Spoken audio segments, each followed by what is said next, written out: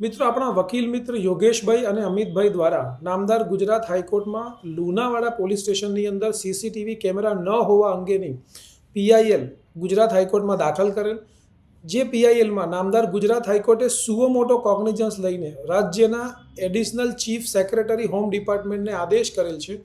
કે પરમસિંહ સૈનીનો જે સુપ્રીમ કોર્ટનો ફૂલ બેન્ચનો ચુકાદો છે એ પ્રમાણે રાજ્યના જુદા જુદા તમામ પોલીસ સ્ટેશનની અંદર સીસીટીવી કેમેરા લગાડેલા છે કે નહીં.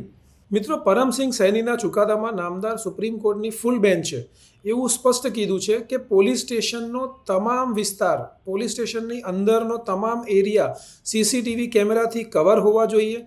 એટલું જ નહીં, લોકઅપની અંદર, લોકઅપની બહાર પણ સીસીટીવી કેમેરા લગાડેલા હોવા જોઈએ.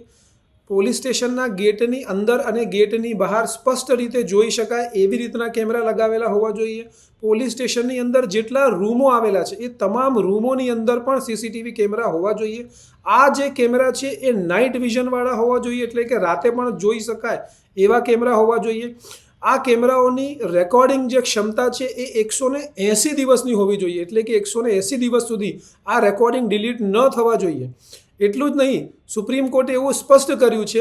કે ફક્ત પોલીસ સ્ટેશન નહીં, પરંતુ જેટલી જગ્યાઓ કે જ્યાં આરોપીને બોલાવવામાં આવે છે, ઇન્ટ્રોગેશન કરવામાં આવે છે, રાખવામાં આવે છે, પૂછપરછ કરવામાં આવે છે, એટલે કે ઈડીની ઓફિસ, સીબીઆઈની ઓફિસ, ક્રાઇમ બ્રાન્ચની ઓફિસ કે પોલીસ ચોકીઓ, આવી જેટલી પણ જગ્યા છે કે જ્યાં આરોપીને બોલાવવામાં આવે છે ત્યાં સીસીટીવી કેમેરા રાખવા ફરજિયાત છે. સુપ્રીમ કોર્ટે એવું પણ નોંધ્યું છે કે જો કોઈ વ્યક્તિને પોલીસ સ્ટેશનમાં સીસીટીવી ફૂટેજની માંગણી કરે આરટીઆઈની અંદર, તો આરટીઆઈની અંદર આવી ફૂટેજ આપવી પડશે ફરજિયાતપણે. જેથી વકીલ મિત્રો, મારી આપને વિનંતી રહેશે કે આપના નજીકના પોલીસ સ્ટેશનમાં આ ચુકાદાનું પાલન ન કરવામાં આવતું હોય, કે સીસીટીવી કેમેરા લગાયા ન હોય, કે પછી તેની યોગ્ય જાળવણી કરવામાં આવતી ન હોય, કે પછી આરટીઆઈની અંદર તમને સીસીટીવી ફૂટેજ આપવાની ના પાડવામાં આવતી હોય કોઈ પણ કારણસર, કે આ ઇસ્યુને રિલેટેડ આપના કોઈ પણ અનુભવ હોય, કે આપની પાસે કોઈ કાગળ હોય કે કોઈ માહિતી હોય, તો મને મારા મોબાઈલ નંબર ઉપર આપ એવી માહિતી શેર કરજો, જેથી કરીને અમો નામદાર ગુજરાત હાઈકોર્ટનું ધ્યાન આ તમામ પ્રેક્ટિકલ મુદ્દાઓ ઉપર આપના બિહાફમાં કરી શકીએ. Thank you sir.